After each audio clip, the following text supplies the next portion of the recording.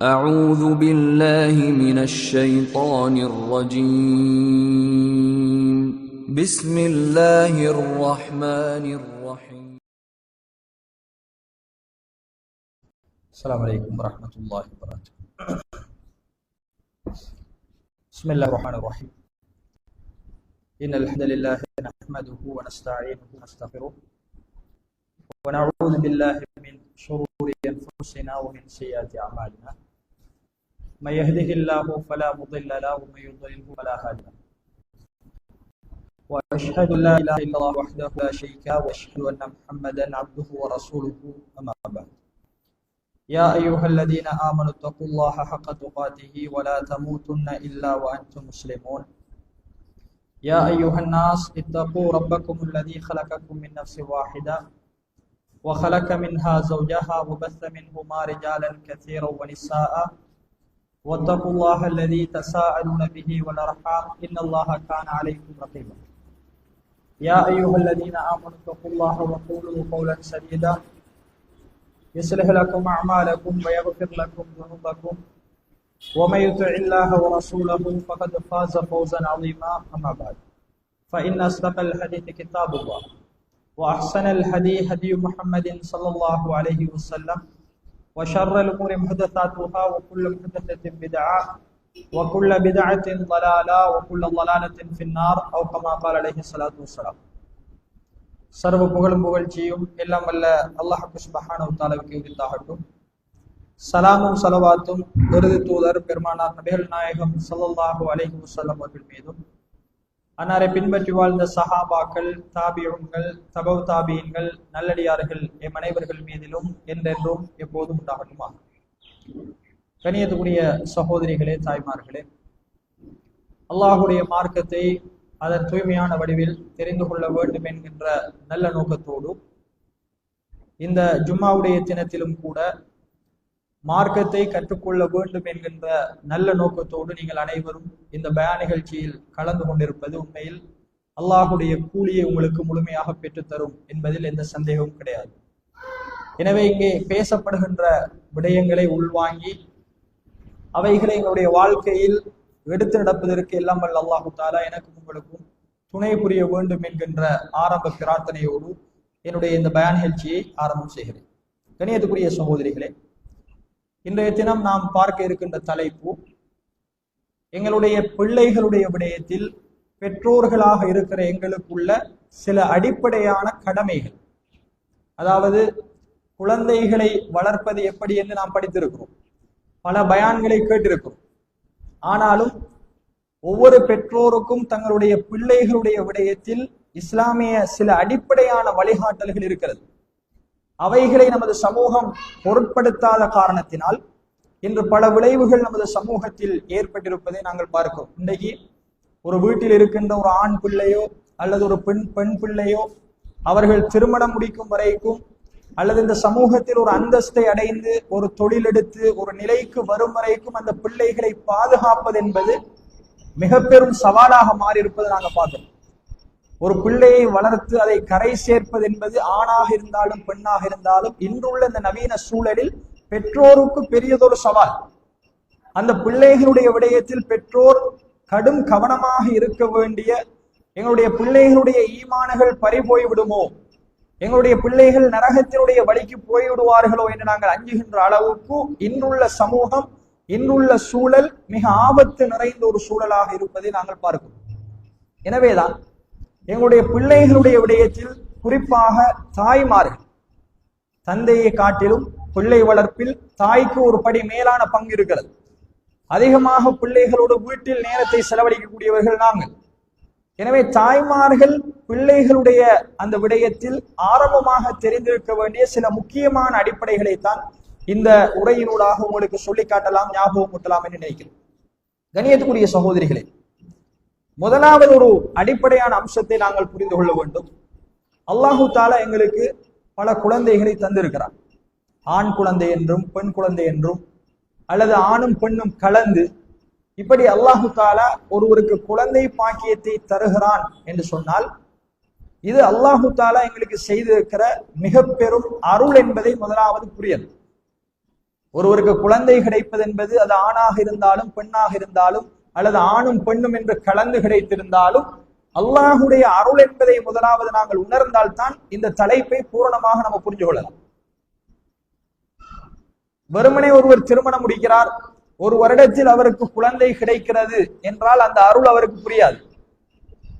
யாருக்கு அந்த குழந்தை பாக்கியத்தினுடைய அருள் தெரிய வரும் என்றால், ஒரு 5 வருடங்கள் 6 வருடங்கள் குழந்தையே இல்லாமல் ஒருவர் தவித்து ஒரு 4-5 வருடத்திற்கு பிறகு அல்லாஹ் அவருக்கு குழந்தை பாக்கியத்தை கொடுக்கிறான் பாருங்க, அவருக்கு அதனுடைய அருள் தெரியும். எனவே நானும் நீங்களும் முதலாவது தெரிந்து கொள்ள வேண்டும், அல்லாஹு தாலா தருகின்ற குழந்தை பாக்கியம் என்பது அவனுடைய அருள். அதை அல்லாஹ் குர்ஆனிலே சொல்கின்ற பொழுது சொல்கிறான், யஹபு லிமை யஷாஉ இனாஸா, அல்லாஹ் நாடுகின்றவர்களுக்கு பெண் குழந்தைகளை அன்பளிப்பாக கொடுக்கின்றார்.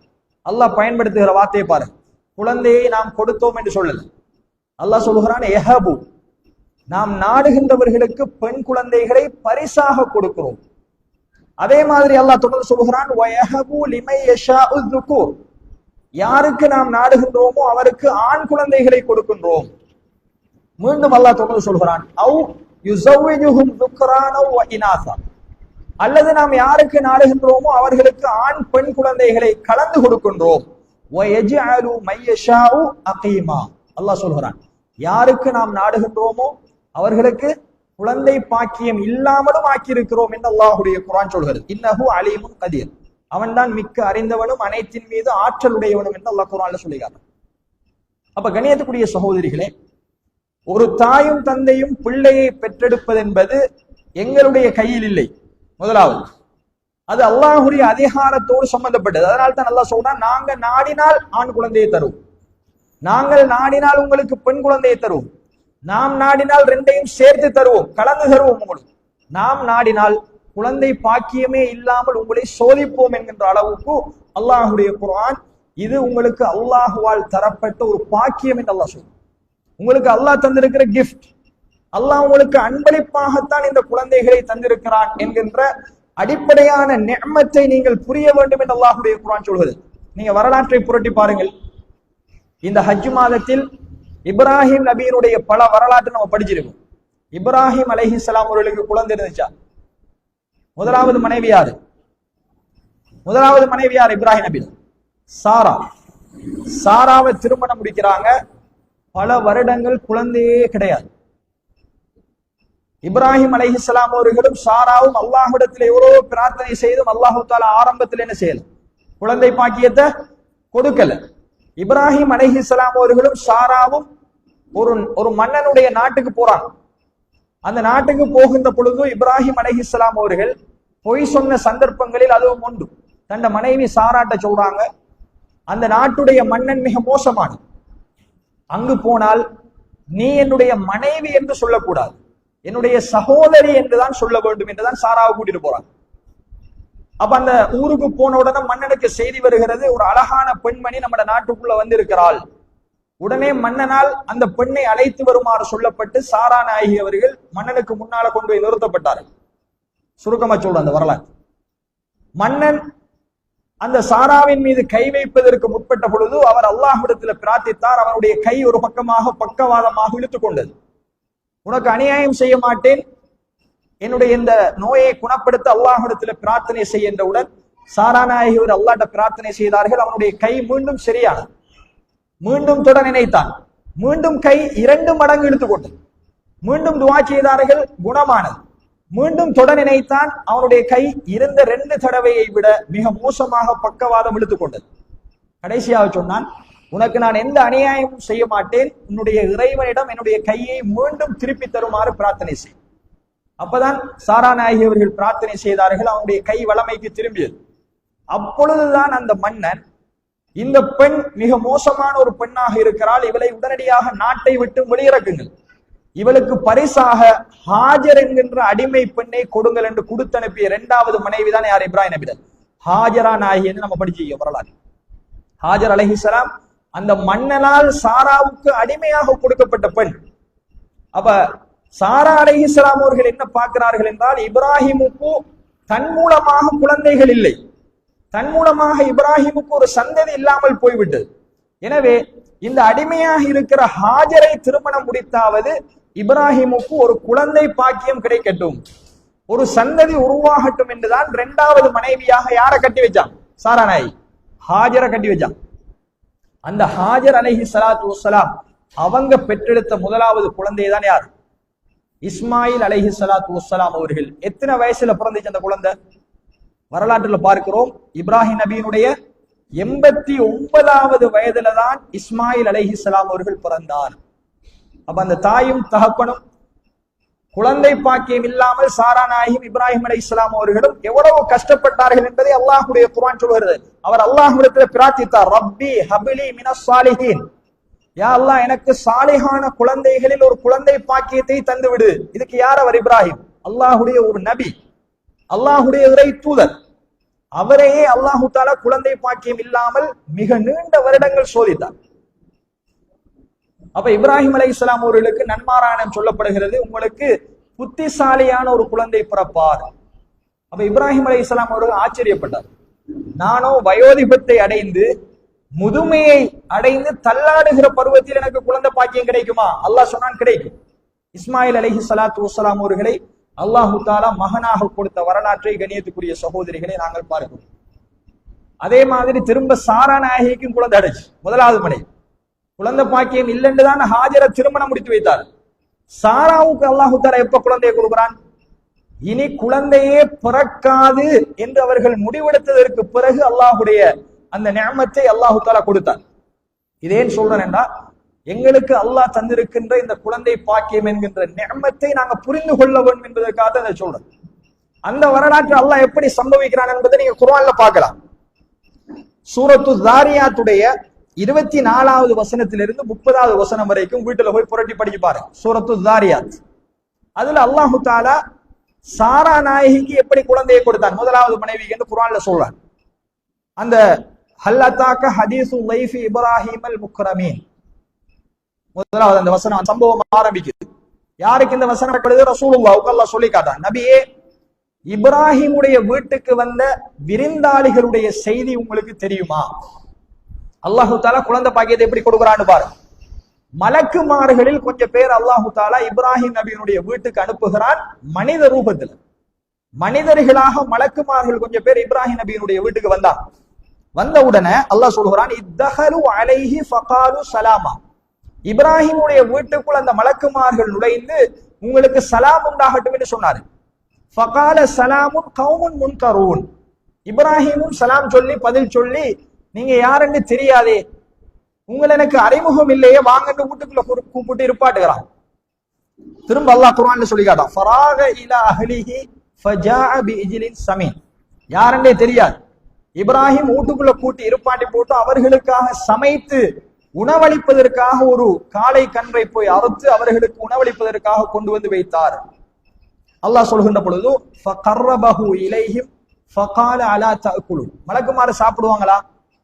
சாப்பிட மாட்டான். மனித ரூபத்துல வந்தாலும் மலக்குமார்களுக்கு சாப்பிடுகின்ற தேவை இல்லை. அப்ப இப்ராஹிம் நபி வீட்டுக்கு விருந்தாளிகள் வந்திருக்கிறார்கள் என்று நினைத்து உடனடியாக ஒரு மாட்டை அறுத்து ஒரு காளை கன்றை சமைத்து கொண்டு வந்து வைக்கிறார் முன்னுக்கு. அவங்களுக்கு நெருக்கி வச்சு சாப்பிடுங்க உடனே அவங்க சாப்பிடல. இப்ப இப்ராஹிம் அலைஹிஸ்ஸலாம் அவர்கள் ஃபஅௌஜஸ மின்ஹும் ஹீஃபத்தன், பயந்தார். அல்லாஹ் சொல்றான், இப்ராஹிம் தன்னுடைய உள்ளத்தில் அவர்கள் சாப்பிடாமல் இருப்பதை கண்டு பயப்பட்டார். காலு லா தகஃப், மலக்குமார்கள் சொன்னார்கள், இப்ராஹிமே நீங்கள் பயப்பட வேண்டாம். வபஷருஹு பிகுலாமின் அயீப், உங்களுக்கு புத்திசாலியான ஒரு குழந்தையை தருவதற்காக அல்லாஹ் எங்களை அனுப்பியிருக்கிறான். எனவே அது குறித்து உங்களுக்கு நாங்கள் நன்மாராயம் வந்திருக்கிறோம் என்று சொன்னார். அல்லாஹு தஆலா லூத் நபியினுடைய சமுதாயத்தை அழிப்பதற்குத்தான் அந்த மலக்குமார்கள் அனுப்பினார். போகின்ற வழியில் அவர்களை அல்லாஹு தஆலா இப்ராஹிமுடைய வீட்டுக்கு போய், சாராவுக்கும் இப்ராஹிமுக்கும் ஒரு குழந்தை பிறக்க இருக்கிறது, இஸ்ஹாக் என்கின்ற குழந்தை அல்லாஹ் பரிசளிக்க இருக்கிறான் என்று நன்மாராயணம் கூறுங்கள் என்றுதான் அனுப்புகிறார். அப்ப சாரா நாயகி அவர்கள் இப்ராஹிமோடு மலக்குமார்கள் பேசிக் கொண்டிருப்பதை வீட்டுக்குள்ள இருந்து கேட்டுக்கிட்டீங்க. வீட்டுக்குள்ள இருந்து அவங்களுக்கு சத்தம் கேட்குது, உங்களுக்கு குழந்தை கிடைக்க போகிறது என்று அல்லாஹ் நன்மாராயணம் கூறுகிறான் என்று சொன்னவுடன் அல்லாஹ் சொல்கிறான், فَأَقْبَلَتْ امْرَأَتُهُ فِي صَرَّةٍ فَسَكَّتْ وَجْهَهَا وَقَالَتْ عَجُوزٌ عَقِيمٌ. இதை கேட்ட சாரா தன்னுடைய வீட்டுக்குள்ளே இருந்து ஓடோடி வந்து தன்னுடைய முகத்தில் போட்டிருந்த சீலையை அவர் நீக்கிவிட்டு கேட்டார், அஜூசுன் அகீம், நானோ வயது முதிர்ந்த மலடியாக குழந்தை பாக்கியமே இல்லாத இயலாமையில் இருக்கின்ற பொழுது எனக்கு குழந்தை கிடைக்குமா? இனிமேல் குழந்தை பாக்கியம் கிடைக்காது என்று நிராசை அடைந்து விட்டார்.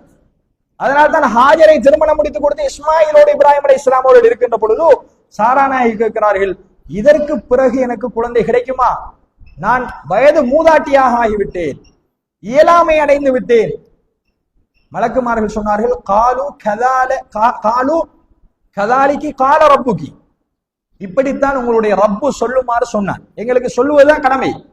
உங்களுடைய ரப்பு சொன்னான் உங்களுக்கு குழந்தை கிடைக்கும். இன்னஹு ஹுவல் ஹக்கீமுல் அலீம், அவன் மிக நுட்பமானவனும் அனைத்தையும் அறிந்த ரப்பு. அவன் நினைத்தால், அவன் ஆகு என்றால் எல்லாம் ஆகிவிடும். ரப்பு சொன்னான் உங்களுக்கு குழந்தை கிடைக்கும். இஸ்ஹாக் அலைஹிஸ்ஸலாம் அவர்களை தள்ளாடுகின்ற முதுமை பருவத்தில் இப்ராஹிம் நபியும் சாரா நாயகியும் பெற்றெடுத்தார்கள் என்பதை கண்ணியத்துக்குரிய சகோதரிகளை நாங்கள் பார்க்கிறோம். இப்படி நீங்க எல்லா நபிமார்களுடைய வரலாற்றையும் படிச்சு பார்த்தால் சில நபிமார்களுடைய வரலாற்றில் குழந்தை இல்லை. ஜக்கரியா அலைஹிஸ்ஸலாம் குழந்தை இல்லை. அல்லாஹ்விடத்துல பிரார்த்தித்தார், யா அல்லாஹ் எனக்கு குழந்தையை தருமாறு உன்னிடத்தில் வேண்டுகிறேன் என்று அவர் குழந்தைக்காக எத்தனையோ பிரார்த்தனை செய்தார் என்று பார்க்கிறோம். அப்ப கண்ணியத்துக்குரிய சகோதரிகளே, நபிமார்களுடைய வரலாற்றை புரட்டி பார்த்தால் அல்லாஹுடைய இறை தூதராக வந்த நபிமார்களுக்கே குழந்தைகள் என்கின்ற அந்த பாக்கியத்தை அல்லாஹ் இல்லாமலாக்கிய. சிலருக்கு வயது முதிர்ந்த பருவத்தில் கொடுத்தார். ஆனா எங்களுக்கு அப்படியா? திருமணம் முடித்து 1 வருடத்தில் 2 வருடத்தில் 3 குழந்தை 4 குழந்தை என்று குழந்தை செல்வங்களோடு சந்தோஷமாக இருக்கும். ஆண் குழந்தை, பெண் குழந்தை அல்லது ஆணும் பெண்ணும், இப்படி அல்லாஹு தஆலா எங்களுடைய விருப்பத்திற்கு ஏற்ப குழந்தை பாக்கியத்தை தந்திருக்கிறார். எனவே முதலாவது நானும் நீங்களும் தெரிந்து கொள்ள வேண்டிய அம்சம், அல்லாஹு தஆலா தந்திருக்கின்ற இந்த குழந்தை பாக்கியம் மிக பெரும் அருள். நீங்க என்னதான் கோடி செலவழித்தாலும் குழந்தை பாக்கியத்தை பெற முடியாது, அல்லாஹ் நாடல் என்று சொன்னார். இன்றைக்கு எத்தனையோ தம்பதிகளை பார்க்கிறோம், திருமணம் முடித்து 6 வருடம் 7 வருடம் 10 வருடங்கள் கோடிக்கணக்கான ரூபாய்களை செலவழித்து விட்டார்கள். எல்லா மெடிக்கல் செக்கப்பும் பண்ணி விட்டார்கள். உங்களுக்கு எந்த பிரச்சனையுமே இல்லை, ஆணையும் செக் பண்ணியாச்சு, பெண்ணையும் செக் பண்ணியாச்சு, உங்களுக்கு குழந்தை கிடைப்பதற்கான எல்லா வழிகளும் ரெடியாரி. ஆனா குழந்தை பாக்கியம் இல்லை. அது அல்லாஹுடைய கையில் இருக்கு. அல்லாஹ் நாடினால் 5 நிமிடத்தில் ஒருவருக்கு குழந்தை பாக்கியத்தை கொடுப்பான். ஆனால் அல்லாஹ் நாடினால் கொடுக்காமலும் தடுத்து விடுவான். அது அவனுடைய அதிகாரத்தில் உள்ளது என்று அல்லாஹுடைய குர்ஆன் சொல்லுது. அப்ப கண்ணியத்துக்குரிய சகோதரிகளே, எங்களுக்கு அல்லாஹு தஆலா எந்த சிரமமும் இல்லை. நம்ம எந்த டாக்டர்டையும் போய் கோடிக்கணக்கில் செலவழிக்கல. திருமணம் முடித்தவுடன் அல்லாஹ் எங்களுக்கு குழந்தைகளை தந்திருக்கிறான் என்றால் முதலாவது நாம் அல்லாஹுக்கு நன்றி செலுத்த வேண்டும். அல்ஹம்துலில்லாஹ், இது அல்லாஹ் தந்திருக்கிற அருள். இது அல்லாஹ் தந்திருக்கிற அருள். இரண்டாவது, இந்த அருளை பற்றி அல்லாஹ் எங்களிடத்தில் விசாரிக்க இருக்கிறான்.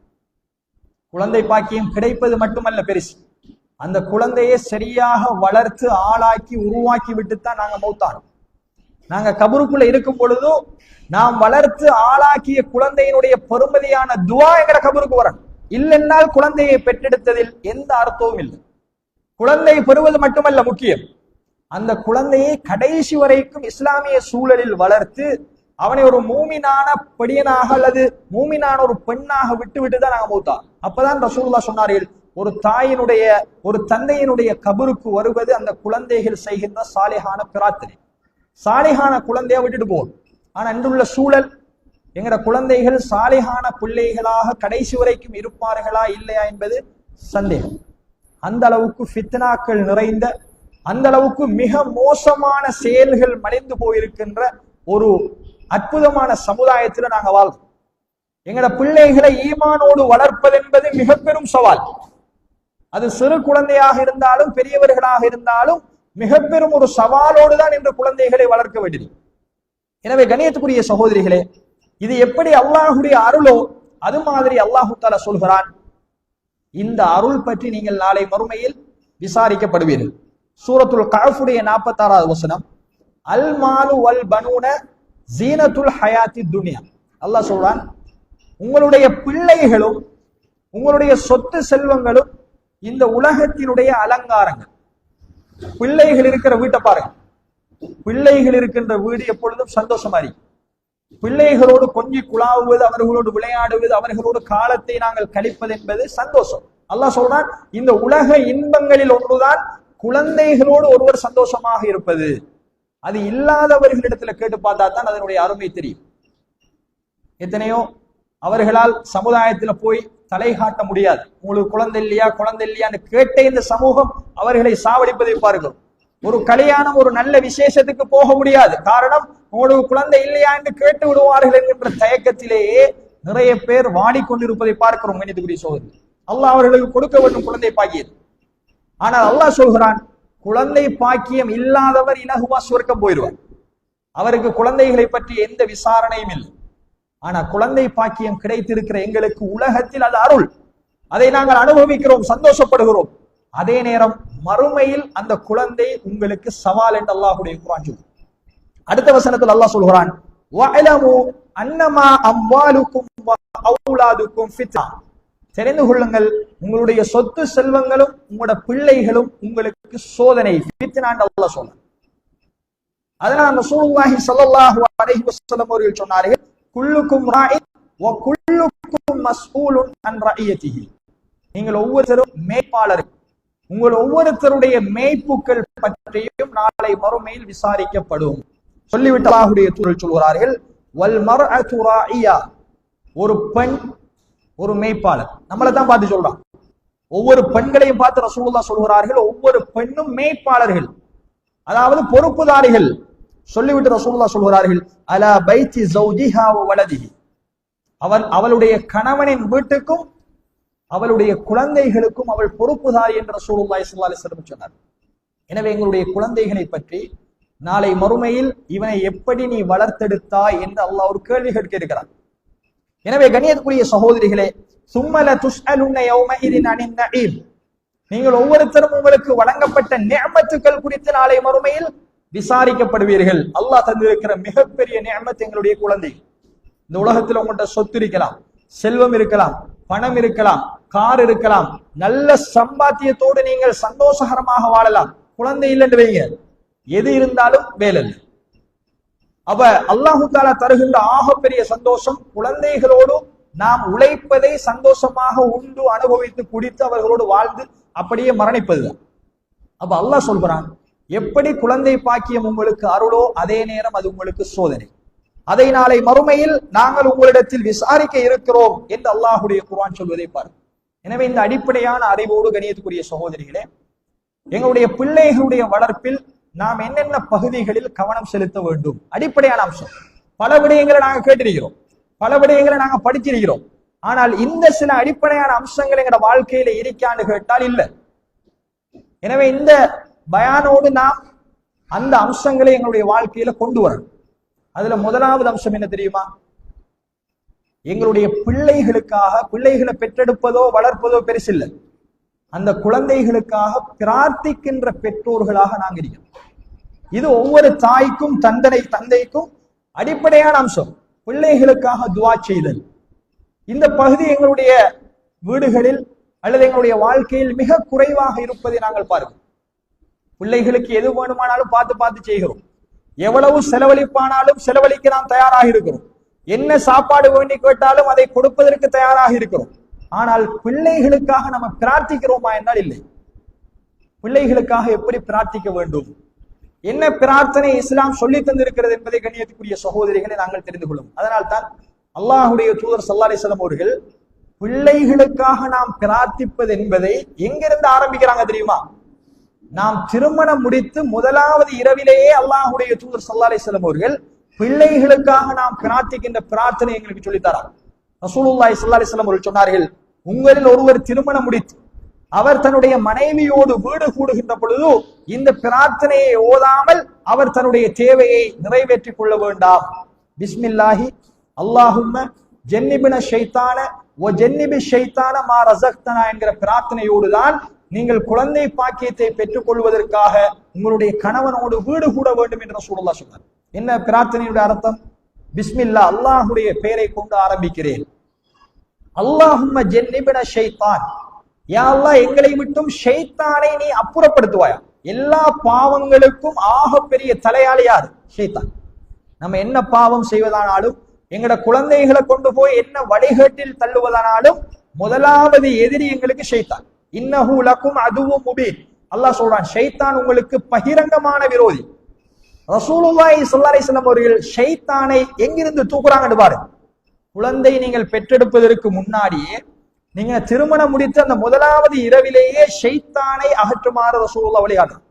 அவ பிரார்த்திக்கிறாங்க, அல்லாஹ்வுடைய தூதரவர்கள், யா அல்லாஹ், உன்னுடைய பெயரை கொண்டு ஆரம்பிக்கிறேன், எங்களை விட்டும் ஷைத்தானை நீ அப்புறப்படுத்துவாயாக. வஜன்னிபு ஷைத்தான மா ரஸக்தனா. அதுபோல் எங்களுக்கு இந்த வீடு கூடலின் ஊடாக நீ தருகின்ற குழந்தை பாக்கியம் இருக்கிறது, அந்த குழந்தைகளை விட்டும் ஷைத்தானை நீ அப்புறப்படுத்துவாயாக என்ற பிரார்த்தனையோடு தான் நீங்கள் உங்களுடைய முதலிரவை ஆரம்பிக்க வேண்டும் என்று சொல்லிவிட்டு அல்லாஹ்வுடைய தூதர் சொன்னார்கள், இந்த பிரார்த்தனையின் ஊடாக அல்லாஹ் ஒரு குழந்தையை உங்களுக்கு தந்தால், அந்த இரவு அவர் தன்னுடைய மனைவியோடு சேர்ந்து அவருக்கு ஒரு குழந்தை உருவாகிவிட்டது என்று சொன்னால், லம் யமுர்ரஹு ஷைத்தான், அந்த குழந்தையை ஷைத்தான் தீண்டவே மாட்டான் நாங்க ரசூலுல்லாஹி ஸல்லல்லாஹு அலைஹி வஸல்லம். அப்ப அல்லாஹ்வுடைய தூதரவர்கள் குழந்தை வளர்ப்பை ஆரம்பிக்கின்ற இடத்தை பாருங்க. நீங்க திருமணம் முடித்த முதல் இரவிலிருந்தே அல்லாஹ்வுடைய தூதரவர்கள் எங்களுக்கு வழிகாட்டலாம். குழந்தைகளுக்காக பிரார்த்திக்குமாறு சொன்னார். இந்த பிரார்த்தனை கண்ணியத்துக்குரிய சகோதரிகளே, இன்றைக்கு திருமணம் நடக்கின்ற எத்தனையோ வீடுகளில் என்னென்னவோ கலாச்சாரங்கள் சொல்லிக் கொடுக்கப்படுகிறது. மணமகளுக்கு இதை செய்யுங்கள், அதை குடியுங்கள், அதை சாப்பிடுங்கள் என்று கேக்கு வெட்டுகிறோம், அதை செய்கிறோம், இது செய்கிறோம், என்னென்னவோ கலாச்சாரம் நடக்கிறது.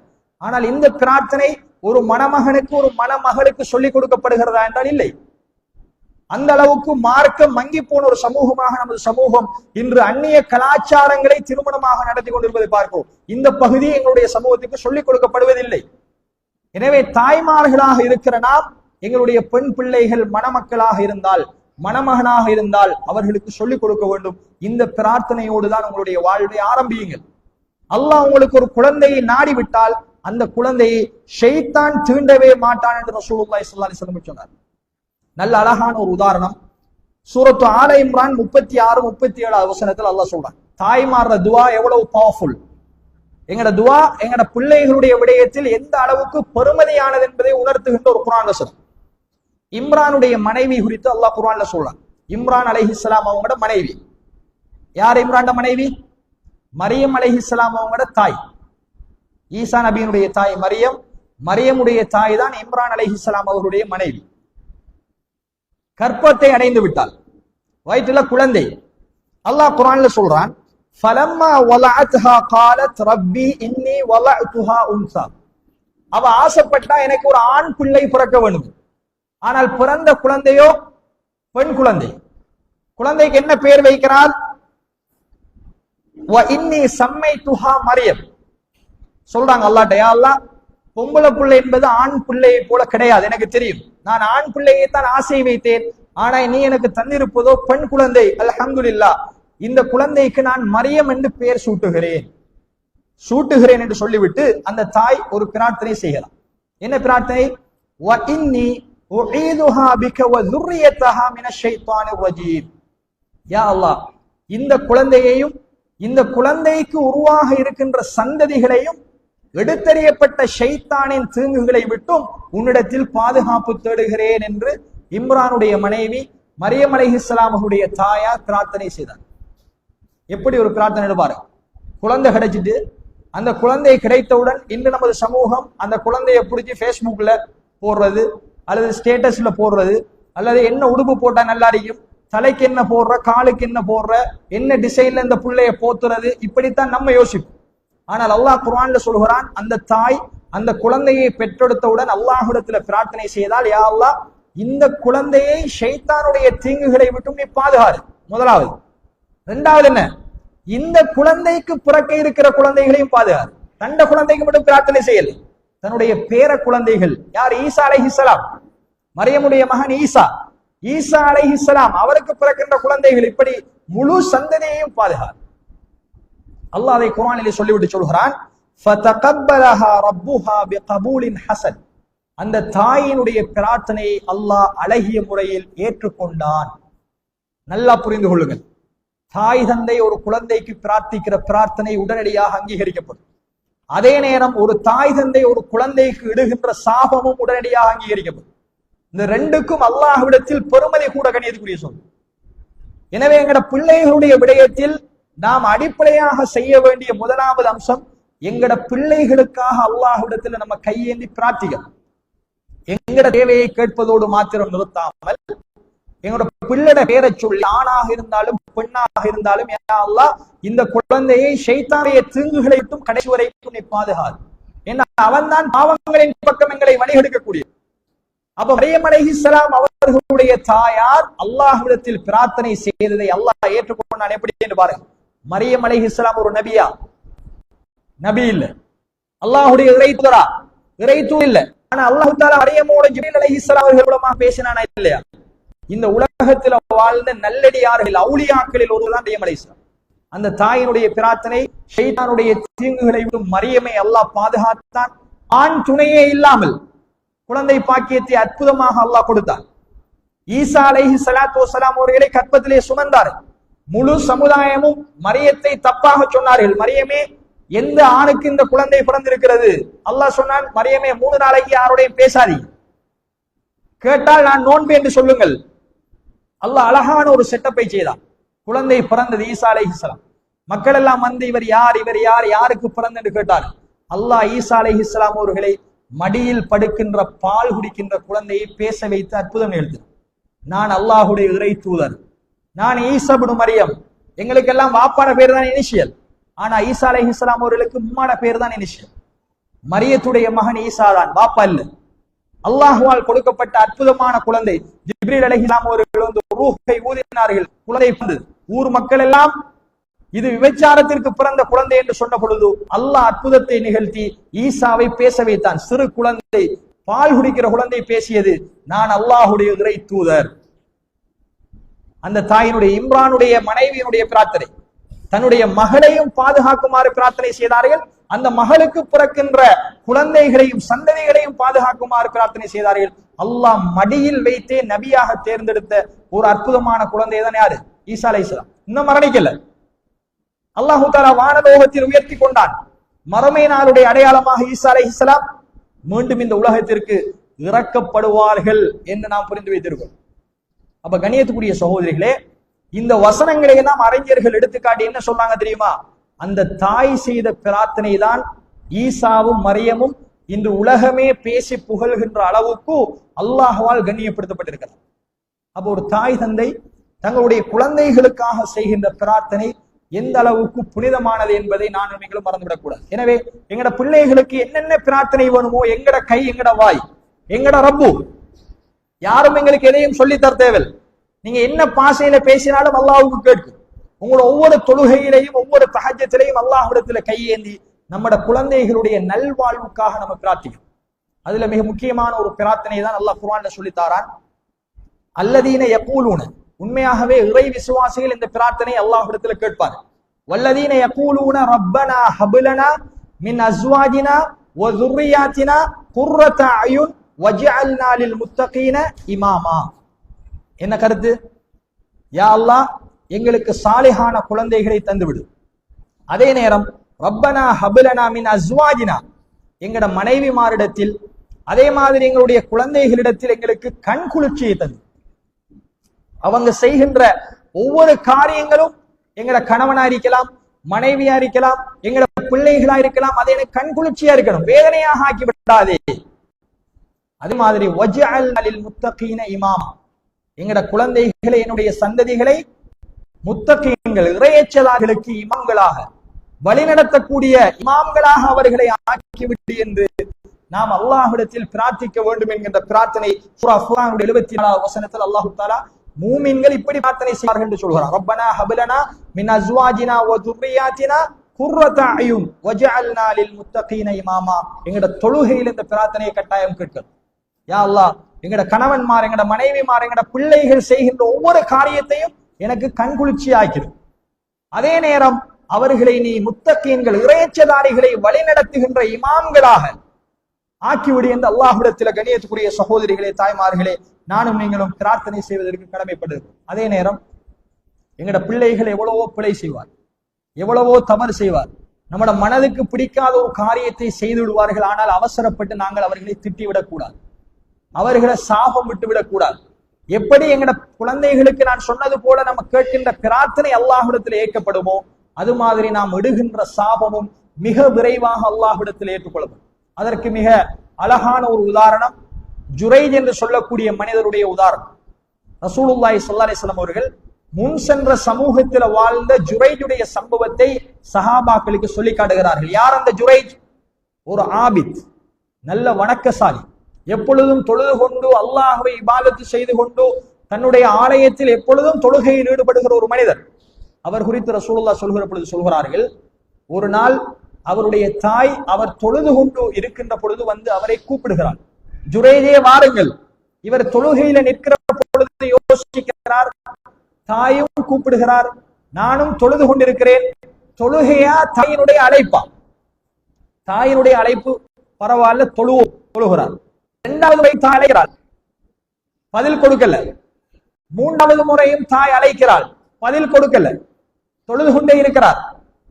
அந்த தாய் கோபத்தில் அல்லாஹ்விடத்தில் ஒரு பிரார்த்தனை செய்தார். ரசூலுல்லாஹ் சொல்கிறார்கள், அந்த தாய் பிரார்த்தனை செய்கிறாள், யா அல்லாஹ், என்னுடைய மகனாகி இந்த ஜுரைஜ், நான் அவரை கூப்பிடும் பொழுதெல்லாம் எனக்கு பதிலளிக்காமல் தொழுது கொண்டிருக்கிறார். இந்த ஜுரைஜை விபச்சாரிகளுடைய முகத்தில் முடிக்க செய்யாமல் நீ மரணிக்க செய்து விடாதே என்று பிரார்த்தித்து விட்டார். ஒரு தாயினுடைய பிரார்த்தனை. இந்த ஜுரைஜ் நான் கூப்பிட அவர் தொழுது கொண்டிருக்கிறார், எனவே இவர் விபச்சாரிகளுடைய முகத்தில் முடிக்காமல் மரணிக்க கூடாது. தாயினுடைய பிரார்த்தனை. அல்லாஹு தஆலா எந்த அளவுக்கு அவசரமாக அந்த பிரார்த்தனை ஏற்றுக்கொண்டான் என்றால், அவர் என்ன குற்றம் செய்தது? ஒன்றும் செய்யல, அல்லாஹ்வை தான் தொழுதார். அல்லாஹ்வை தொழுது கொண்டிருந்தவர் தாயினுடைய அழைப்பா அல்லாஹ்வா என்று பார்த்து அல்லாஹ்வுடைய தொழுகையை கண்டினியூ பண்ணார். தாயினுடைய அழைப்புக்கு பதில் கொடுக்கல.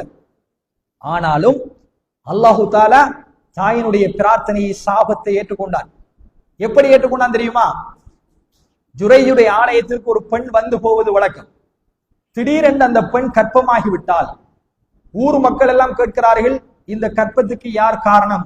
குழந்தையும் பிறந்து விட்டது. உடனடியாக அந்த பெண் சொன்னால், இது ஜுரைஜுடைய குழந்தை. தாயினுடைய சாபத்தை பாருங்க, இது ஜுரைஜுடைய குழந்தை என்று சொன்னார்.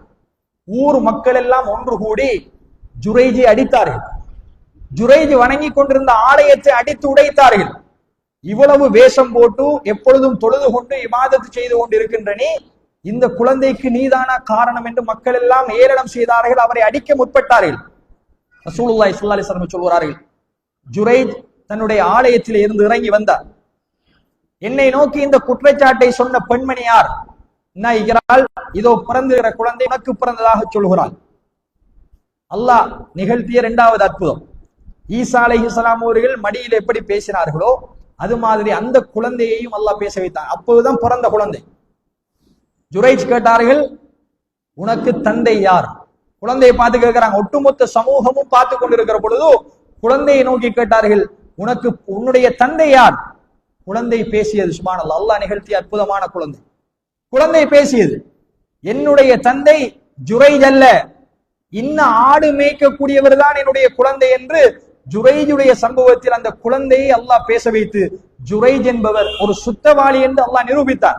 அது வேறு விடயம் கிடையக்கூடிய சூழ்நிலை. இப்ப நம்ம இங்க பார்க்க வேண்டிய பகுதி என்ன தெரியுமா? தாய் கேட்ட பிரார்த்தனை அல்லாஹ் எப்படி அங்கீகரித்தாண்டு பாருங்க. தாய் விட்ட சாபம் எப்படி ஏற்றுக்கொள்ளப்பட்டது? அவர் எவ்வளவு பெரிய வணக்கவாளியாக இருந்தும் தாய் சபித்து விட்டால், ஒரு தந்தை மனம் நொந்து ஒரு குழந்தையை ஏசி சபித்து விட்டால் அது உடனடியாக ஏற்றுக்கொள்ளப்படும் என்பதில் நாம் கவனமாக இருக்கிறோம். எனவே எங்கட குழந்தை என்ன தப்பு செய்தாலும், என்ன தவறு செய்தாலும் அதை எப்படி திருத்த வேண்டும் என்று நாம் முயற்சிக்க வேண்டுமே அல்லாமல் அந்த குழந்தைகளை உடனே சபிக்க கூடாது. அதனாலதான் ரசூலுல்லாஹ் சொன்னார்கள், நீங்கள் ஒருவரை சபித்து விட்டால் சாபம் மிக பொல்லாது. ஒருவரை நீங்கள் சபித்து விட்டால் அந்த சாபம் வானம் வரைக்கும் போகும். அங்கு அதற்கு இடமில்லாவிட்டால் மீண்டும் பூமிக்கு வரும். மீண்டும் அது வலதால் திரும்பும், இடதால் திரும்பும்.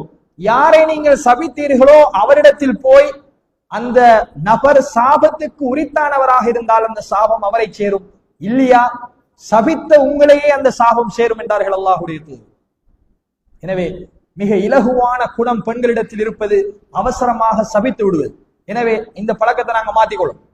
அதிலும் குறிப்பா எங்கட பிள்ளைகளுடைய விடயத்தில் கணியத்துக்குரிய சகோதரிகளே, சாபம் என்பது உடனடியாக அல்லாஹ்விடத்தில் ஏற்றுக்கொள்ளப்படும் என்பதை நானும் நீங்களும் கவனத்தில் கொள்ள வேண்டும். எனவே எங்கட குழந்தைகளுக்காக அடிப்படையாக நம்ம செய்ய வேண்டியது, எங்கட பிள்ளைகளுக்காக அல்லாஹ்விடத்துல எவ்வளவுக்கு பிரார்த்தனை செய்ய முடியுமோ அந்த அளவுக்கு நாங்க பிரார்த்தனை செய்யணும்.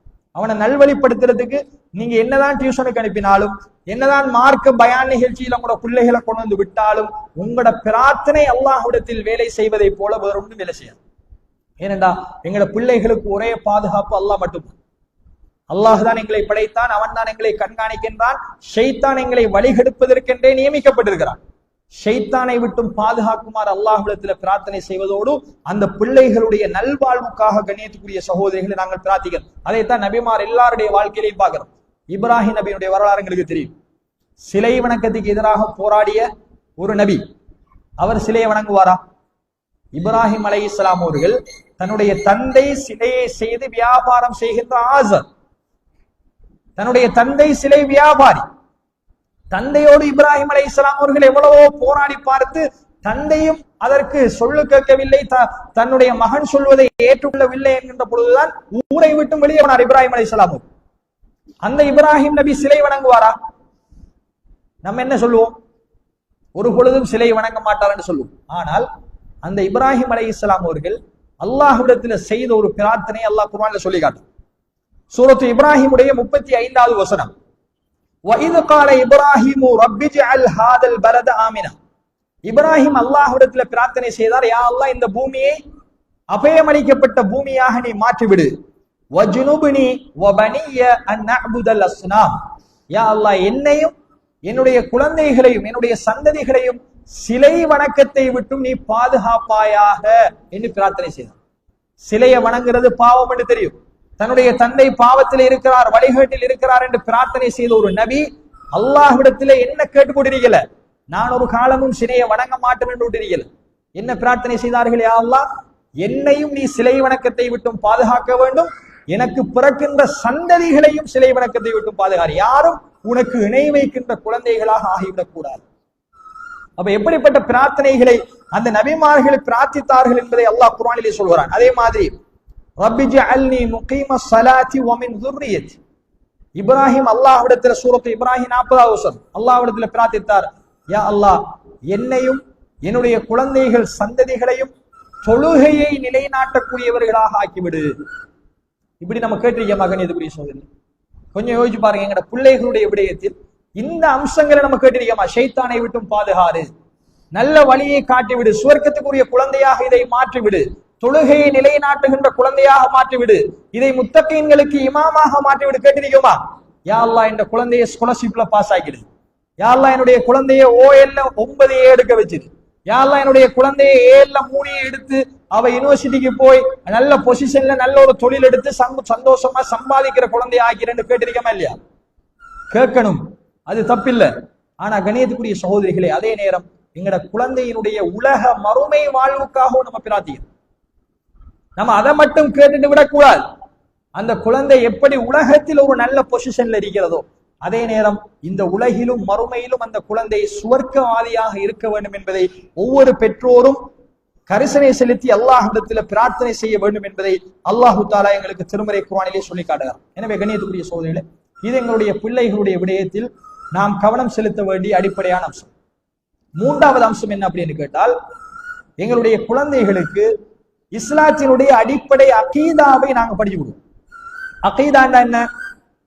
ஒருவர் தொழுகிறார், நோம்பு பிடிக்கிறார், ஜகாத்து கொடுக்கிறார், ஹஜ் செய்கிறார், தஹஜ்ஜுத் தொழுகிறார், என்னென்ன அமல்கள் எல்லாம் இஸ்லாத்துல வழிகாட்டப்பட்டிருக்கிறதோ அத்துணை அமல்களையும் அவர் செய்கிறார். ஆனால் அவருடைய அகீதா, இஸ்லாமிய அடிப்படை நம்பிக்கை தான் அகீதா. இஸ்லாமிய அடிப்படை நம்பிக்கையில் அவர் வழிகேட்டில் இருக்கிறார் அல்லது அல்லாஹுக்கு இணை வைக்கிறார் என்றால் அவருடைய அமல்கள் ஏற்றுக்கொள்ளப்படுமா? அவர் 5 வேளை தொழுதாலும் 5 காசுக்கும் பிரயோஜனம் இல்லை. அவர் எவ்வளவுதான் நோன்பு பிடித்தாலும் ஜகாத்து செய்தாலும் நாளை மறுமையில் அவர் அல்லாஹ்விடத்தில் கொண்டு வந்தால் ஏற்றுக்கொள்ளப்படுமா? ஏற்றுக்கொள்ளப்படாது. ஏன்? ஒரே ஒரு இணை வைப்பு வச்சிருந்தால் போதும். அப்ப ஏன் எங்கட பிள்ளைகளுக்கு அகீதாவை படிச்சு கொடுக்கணும் என்றால், அகீதாவை சரிவர கற்றுக்கொள்கிற ஒரு குழந்தை எப்பொழுதும் இணை வைப்புக்குள்ள போகாது, வழிகேட்டுக்குள்ள போகாது. அல்லாஹ்வுக்கு செய்ய வேண்டிய இபாதத்துகளை இன்னொரு மனிதனுக்கு அந்த குழந்தை செய்யாது. அப்படி ஒரு குழந்தை செய்து விடுமாக இருந்தால் கணியத்துக்குரிய சகோதரிகளே, நிச்சயமாக அந்த குழந்தை வழிகேட்டுக்கு போகும். அதனுடைய மறுமை வாழ்க்கை அப்படியே நாசமா போகும். நீங்க 50 வருஷம் 100 வருஷம் செய்தாமல் ஒரு இணை வைப்பால காலியாகிரும் அல்லாஹ் சொல்றான். அப்ப அடித்தளம் இல்லாமல் கட்டிடம் கட்டி வேறது. நீங்க 100 மாடி கட்டினாலும் அஸ்திவாரம் சரியா போடல் என்று சொன்னால் கட்டடம் வெகு சீக்கிரத்துல கீழே விடும். அது மாதிரி தான் அகீதாவை நீங்கள் சரியாக ஒரு பிள்ளைக்கு கொடுக்காவிட்டால் அந்த பிள்ளையை நீங்க எவ்வளவு பெரிய ஆலிமாக ஆக்கினாலும் அந்த குழந்தை கடைசியில் 0. எனவே இஸ்லாம் பெற்றோர்களுக்கு கற்றுத்தருகிற மிக முக்கியமான அடிப்படை அகீதாவை எங்கட குழந்தைகளுக்கு நாங்கள் கற்றுக் கொடுக்க வேண்டும். அதனாலதான் லுக்மான் அலைஹிஸ்ஸலாம் அவருடைய வரலாற்றை அல்லாஹ் குர்ஆன்ல சொல்றான். லுக்மான் யார்? ஒரு நபியா? நபியா லுக்மான் இல்ல. ஆனா உலகத்துல வாழ்ந்த ஒரு நல்ல மனிதர். அவருக்கு ஒரு குழந்தை இருந்ததாக அல்லாஹ் சொல்கிறான். அந்த குழந்தையும் அவரும் பேசிக்கொண்டதை அல்லாஹ் எங்களுக்கு படிப்பினையா குர்ஆன்ல எடுத்து சொல்ல. லுக்மான் தன்னுடைய குழந்தைக்கு எப்படி எல்லாம் உபதேசம் செய்தார் அல்லாஹ் சொல்கின்ற பொழுது சூரத்துல் லுக்மானுடைய 13வது வசனத்திலே சொல்கிறான், وَإِذْ قَالَ لُقْمَانُ لِابْنِهِ وَهُوَ يَعِظُهُ. லுக்மான் தன்னுடைய குழந்தைக்கு உபதேசம் செய்கின்ற பொழுது சொன்னார். இதுல அழகான படிப்பினை எங்களுக்கு இருக்கு. கண்ணியத்துக்குரிய சகோதரிகளே, பிள்ளைகளுக்கு உபதேசம் செய்கின்றவர்களாக நாங்கள் இருக்கிறோம். பிள்ளைகளுக்கு உபதேசம் செய்கின்ற, எப்பொழுதும் ஏசுகின்றவர்களாக, படிக்க சொல்கின்றவர்களாக, தண்டனை கொடுக்கக்கூடியவர்களாக இருக்கக்கூடாது. பெற்றோர்கள் என்பது ஒரு வீட்டுல ஆமிக்காரனை போல போலீஸ்காரனை போல இருப்பதல்ல. பெற்றோர்கள் என்பது ஒரு குழந்தையினுடைய சிறந்த நண்பர்கள் என்று குர்ஆனும் ஹதீஸும் சொல்லுது. அதே நேரம் உங்களோட குழந்தையை கூப்பிட்டு இருப்பாட்டி வச்சு நீங்க உபதேசம் செய்யணும். அழகிய உபதேசம் செய்யணும். மகன் இதை செய்யணும், இதை செய்யக்கூடாதுன்னு சொல்லி பாருங்க. ஒரு குழந்தைகிட்ட அடே இதை செய்யாதேன்னு உரைக்கி சொன்னால் அதை செய்வான் நிச்சயமா. அது குழந்தையினுடைய பண்பு. இதை செய்யக்கூடாது என்றால் அதை செய்து பார்ப்போம் என்று அந்த குழந்தை செய்யும். ஆனா அன்பாக பாசமாக இருப்பாட்டி, என்னுடைய அன்பு மகன், பாசத்துக்குரிய மகன், செல்ல மகன், இதை கேளுங்கன்னு சொல்லி பாருங்க, உடனே செய்யுமா இல்லையா? இது குழந்தைகளுக்கு இருக்கிற பண்பு.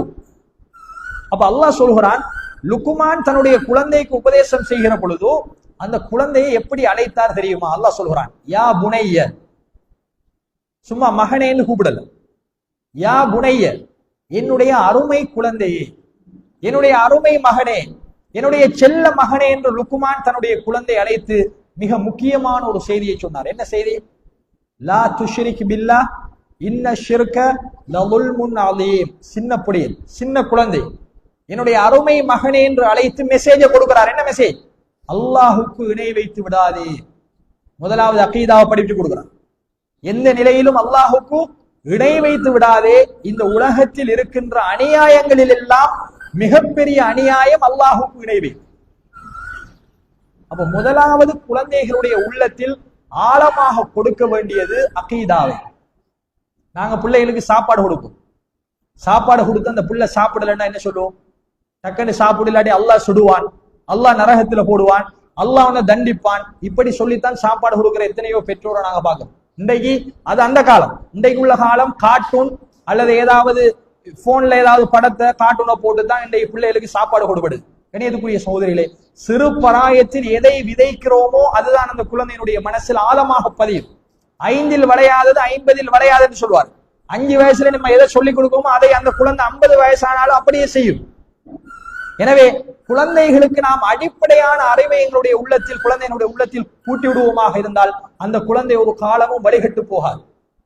அப்ப அவர் சொல்லிக் கொடுக்கிறார், மகனே அல்லாஹுக்கு இணை வைத்து விடாது. அது மட்டுமல்ல, அவர் செய்கின்ற உபதேசத்தை அல்லாஹ் தொடர்ந்து சொல்கிறார். அல்லாஹுக்கு இணை வைத்து விடாது, எந்த நிலையிலும் இணை வைக்க கூடாது. ஏனென்றால் இணை வைத்தல் என்பது பெரும் பாவம். இந்த உலகத்தில் இருக்கிற எல்லா அநியாயங்களிலும் அதுதான் மிகப்பெரிய அநியாயம் என்று தந்தை தன்னுடைய குழந்தைக்கு சொன்னதாக அல்லாஹ் சொல்கிறான். அத்தோடு நிறுத்தல, அல்லாஹ் தொடர்ந்து சூரத்துல் லுக்மான் 14வது வசனம், யா புனைய, தந்தை உபதேசம் செய்கிறார். என்னுடைய அருமை குழந்தையே, செல்ல குழந்தையை அழைத்து சொல்கிறார், இன் தகு மிஸ்கால ஹப்பத்தின் மின் ஹர்தல் ஃபதகுன் ஃபீ ஸஹ்ரத்தின் அவ் ஃபிஸ் ஸமாவாத்தி அவ் ஃபில் அர்த் யஅதி பிஹல்லாஹ். எவ்வளவு மிக முக்கியமான அடிப்படை என்று பாருங்க. ஒரு அணுவளவு நன்மையானாலும் தீமையானாலும், அது பாலைவனத்தில் இருந்தாலும் சரி, அல்லது அது வானத்தில் இருந்தாலும் சரி, அல்லது அது பூமியில் இருந்தாலும் சரி, நாளை மறுமையில் அதை அல்லாஹ் கொண்டு வருவான் மகன் என்று சொன்ன அடிப்படையான மறுமையினுடைய அறிவை கொடுக்கிறார், அகீதாவை கொடுக்கிறார்.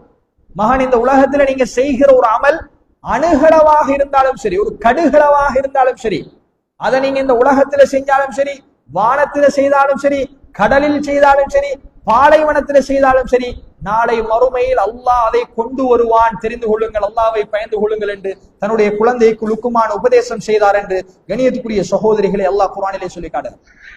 அதே மாதிரி அல்லாஹ் தொடர்ந்து சொல்கிறான், யா புனைய, லுக்குமான் தன்னுடைய குழந்தைக்கு உபதேசம் செய்தார், என்னுடைய அருமை குழந்தையே, அகிமிஸ் ஸலா, மகன் தொழுகையை நிலைநாட்டுங்கள், என்னுடைய அருமை குழந்தையே தொழுகையை நிலைநாட்டுங்கள், வஅ்முர் பில் மஅரூஃபி வன்ஹா அனில் முன்கர், நன்மையை ஏவுங்கள், தீமையை தடுங்கள், பாவத்தை கண்டால் தடுங்கள், நன்மையை கொண்டு மக்களுக்கு ஏவுங்கள் மகன், வஸ்பிர் அலா மா அஸாபக், அதன் போது உங்களுக்கு ஏற்படுகின்ற எல்லா துன்பங்களிலும் பொறுமையை கடைபிடிங்கள், இன்னதாலிக மின் அஸ்மில் உமூர் என்று இந்த லுக்மான் அலைஹிஸ்ஸலாம் அவர்கள் தன்னுடைய குழந்தைக்கு உபதேசம் செய்தார் என்று அல்லாஹ் சொல்கிறார். தொழுகையை நிலைநாட்டுங்கள், நன்மையை கொண்டு ஏவுங்கள், தீமையை தடுங்கள் என்கின்ற அடிப்படையான அம்சங்களை குழந்தைக்கு கற்றுக் கொடுத்தார். அதே மாதிரி அவர் தொடர்ந்து சொல்வதாக அல்லாஹ் சொல்கிறார், அஹ்லாக்கை படித்துக் கொடுக்கிறார். இன்றைக்கு எங்களோட குழந்தைகள்கிட்ட இல்லாத ஒரு பகுதி தான் அஹ்லாக், நல்ல பண்புகள். யாரோடு எப்படி பேசணும், தாயோடு எப்படி பேசணும், தந்தையோடு எப்படி பேச வேண்டும், பெரியவர்களோடு எப்படி பேசணும் என்கின்ற எந்த விதமான வேறுபாடும் இல்லாத காட்டு மிராண்டித்தனமான குழந்தைகளாக இன்றுள்ள குழந்தைகள் உருவாகி இருப்பதை பாருங்கள். ஒரு பிள்ளை ரோட்டுல பாவம் செய்கிறான் என்றால், தேவையில்லாத வேலைகளில் ஈடுபடுகிறான் என்றால், ஒரு பெரியவருக்கு அதை தடுப்பதற்கு பயமா இருக்கு இன்றைய சூழல். இன்றைக்கு ஒரு பிள்ளை பள்ளிக்கு போகாம ரோட்டில் நிற்கி, பள்ளியில தொழுகை நடக்குது, பள்ளிக்கு முன்னுக்கு நின்று விளையாடி கொண்டிருக்கிறான், பள்ளிவாசல்ல தொழுகை நடக்கிறது, தொழுகையை புறக்கணிக்கிறான் என்றால், அதால போகின்ற ஒரு பெரிய ஒரு 60 வயது 70 வயதில் உள்ள ஒரு மனிதனுக்கு அந்த பிள்ளைய பள்ளிக்கு போமகன் என்று சொல்வதற்கு பயந்த காலத்துல நம்ம இருக்கோம். ஏன் பயன் தெரியுமா? நமக்கு அந்த பிள்ளை என்ன சொல்லிடுவானோ. அப்படித்தான் என்னுள்ள பிள்ளைகள் வளர்ந்திருப்பதை பார்க்கும். ஏதாவது ஒரு நல்ல விடயத்தை சொல்ல போனால் அது எங்களுக்கு தெரியும், நீங்க உங்களோட வாயை பத்திட்டு போங்கன்னு சொல்ற எத்தனையோ பிள்ளைகளை பார்க்கும். அப்ப இன்றுள்ள எத்தனையோ மௌலவிமார் உட்பட பயன்படுகிறார்கள். நேரத்தில் உங்களுக்கு தெரியும், வீட்டுக்கு ஜமாத்துக்கு கூப்பிட்டு வந்தா நிறைய பேருக்கு பயம், ஓடி ஒளிப்பணும். என்ன ஜுப்பா போட்டுக்கு 4 பேர் வந்து ஜமாத்துக்கு கூட்டி போறாங்க. இப்ப ஜமாத்துக்காரர்களுக்கே பயமாறி ஒரு பிள்ளைய பள்ளிக்கு போறது கூப்பிடுறது. ஏன்? அந்த அளவுக்கு இன்று உள்ள பிள்ளைகளுடைய நடத்தைகள், அவர்களுடைய அகலாக்குகள் மிக ஜீரோவான நிலையில் இருப்பதை பார்க்கிறோம். சில பிள்ளைகள் ஏசி விடுவதை பார்க்கிறோம், கெட்ட வார்த்தைகளை பேசுவதை பார்க்கிறோம். எங்களுக்கு எல்லா மார்க்கவும் தெரியும், உங்களுடைய மூடிட்டு போங்கன்னு சொல்லக்கூடிய எத்தனையோ பிள்ளைகள் இன்றைக்கு பார்க்கிறோம் சமுதாயம். அப்ப கண்ணியத்துக்குரிய சகோதரிகளே, எங்களுடைய பிள்ளைகளுக்கு நாம் சொல்லிக் கொடுக்க வேண்டிய மிக முக்கியமான உபதேசம் அஹ்லாக். அது உங்களோட வீட்டிலிருந்து தான் கொடுக்கப்படும். அது பாடசாலையிலேயோ டியூஷன்லேயோ கொடுப்பார்கள் என்று எதிர்பார்க்க கூடாது. அந்த குழந்தை எங்கட கைவசம் இருக்கின்ற பொழுது, அது 1 வயது 2 வயதை அடைகின்ற பொழுது, அது பேச ஆரம்பிக்கின்ற பொழுது அந்த குழந்தைக்கு உபதேசம் செய்து பாருங்க. இன்றைக்கு குர்ஆனே ஓத தெரியாது, அலிஃப் பா கூட தெரியாது. எங்கட பிள்ளை சூரத்துல் ஃபாத்தியா ஓதுதா இல்லையா? எங்கட பிள்ளைக்கு குல் சூரா தெரியுமா இல்லையா? தூங்குற துவா என்னமான்னு கேட்டு பாருங்க, அல்லாஹும்ம பிஸ்மிகா அமூத்துவாயான்னு சொல்லுவான். ஆனா அலிஃப் பா ஓதுனிச்சா அந்த பிள்ளை ஓதல. கேள்வி ஞானம் பிள்ளைகளுக்கு கூட கணியத்துக்குரிய சகோதரி. ஒரு பிள்ளை 7 வயசுக்குள்ள அந்த தாய் தந்தை எதை சொல்லிக் கொடுக்கிறதோ அதை மறுமை வரைக்கும், மரணம் வரைக்கும் மறக்காது. அந்த அளவுக்கு அந்த குழந்தைகளுடைய உள்ளத்தில் அது மிக ஆழமாக பதியும். என்ற மகன் இப்பதான் 2 வயசு 3 மாசம். அவனுக்கு ஆயத்தில் குர்சிய தூங்கும் போது சொல்லி சொல்லி ஊதி தூங்க வைப்பதனால் கேட்டு கேட்டு அவனுக்கு ஆயத்து குர்சி பாடம். ஆயத்து குர்சி ஓதுங்கமானா ஃபுல்லா ஆயத்து குர்சி ஓது. ஆனா அந்த குழந்தை பாடமாக்கல. எப்படி பாடமாகிச்சு? தாய் தந்தை சொல்லுவதை கேட்டு அந்த குழந்தை பாடமாக்கு. அப்ப அந்த 1 வயதில் 2 வயதில் 3 வயதில் 4 வயதில் எங்களை பிள்ளைகளை உட்கார வச்சு சாப்பாடு கொடுக்கும் பொழுது அவர்களுக்கு போனை கொடுத்து பழக்காம, அவருடைய கையில தேவையில்லாத விளையாட்டு பொருட்களை கொடுக்காம நம்ம அகீதாவை படிப்பிப்போம். நல்ல கேட்ட பயானுகளை சொல்லுவோம். குர்ஆன்ல அல்லாஹ் ஏன் வரலாறு சொல்றாங்க? இது குறித்து மரியமுடைய வரலாறு, இப்ராஹிமுடைய வரலாறு, யூசுப் நபியினுடைய வரலாறு. அதுக்கு நம்ம முதல் குர்ஆனை படிச்சிருக்க, நம்ம தர்ஜுமத்து குர்ஆன் எடுத்து வாசிச்சிருக்க, நமக்கு அதுல அறிவு இருந்தால் தான் குழந்தைகளை சொல்லிக் கொடுவோம். அப்ப நம்ம நேரம் எடுத்து பயானுக்கு வருகிறோம், உட்கார்ந்து அல்லாஹுடைய மார்க்கத்தை படிக்கிறோம் என்றால் எங்களோட பிள்ளைகளுக்காக நம்ம குர்ஆனை படிப்போம். மரியமுடைய வரலாற்றை சொல்லிக் கொடுப்போம். கார்ட்டூனை போட்டு கொடுக்காம அந்த பிள்ளைக்கு மரியம் அலைஹிஸ்ஸலாம் என்ற ஒரு பெண்மணி இருந்தா, அவருடைய மகன் ஈசா, அந்த வரலாற்றை சொல்லுவோம். யூசுப் நபியுடைய வரலாறு மிக நீண்ட நெடிய சுவாரஸ்யமான எத்தனையோ வரலாறுகளை, இப்ராஹிம் நபியை நெருப்புல போட்ட வரலாறு சொல்லிக் கொடுப்போம். நூஹ் நபியினுடைய கப்பல் புரண்ட வரலாறு சொல்லிக் கொடுப்போம். இப்படி கண்ணியத்துக்குரிய சகோதரிகளே, எங்கட பிள்ளைகளை உட்கார வச்சு நம்ம ஊட்டுகின்ற அந்த அறிவு அந்த பிள்ளைகளை கடைசி வரைக்கும் வழிகாட்டுக்கு கூட்டிக்கு போகாது என்பதை ரசூலுல்லாஹி ஸல்லல்லாஹு அலைஹி வஸல்லம் அவர்களும் எங்களுக்கு வழிகாட்டுவதை நாங்கள் பார்க்கிறோம். நபிகள் நாயகம் ஸல்லல்லாஹு அலைஹி வஸல்லம் அவர்கள் வீட்டில் இருக்கிறார். ஹசன் ஹுசைன் யார்? ரசூலுல்லாஹி ஸல்லல்லாஹு அலைஹி வஸல்லம் அவர்களுடைய பேரப்பிள்ளைகள். அதுல ஒரு பேரப்புள்ள ஓடி வந்து நபிகளாருடைய வீட்டில் சேகரித்து வைக்கப்பட்டிருக்கின்ற ஒரு ஈச்சம்பழத்தை எடுத்து வாயில வச்சுட்டான். ஓடி திற சின்ன பிள்ளை நபிகளாருடைய வீட்டுக்கு வந்த ஈச்சம்பழம் என்ன ஈச்சம்பழம்? பைத்துல் மாலுடைய ஈச்சம்பழம். அதாவது மனிதர்களுக்கு பகிர்ந்தளிக்கப்பட வேண்டிய, ஏழைகளுக்கு கொடுக்கப்பட வேண்டிய பைத்துல் மாலுடைய சொத்து. ரசூலுல்லாஹி ஸல்லல்லாஹு அலைஹி வஸல்லம் அவர்களுக்கு சதகா ஹராம், நபிகளாருக்கும் ஹராம், நபிகளாருடைய குடும்பத்தாருக்கும் ஹராம். யாராவது அன்பளிப்பு கொடுத்தா தான் சாப்பிடலாம்.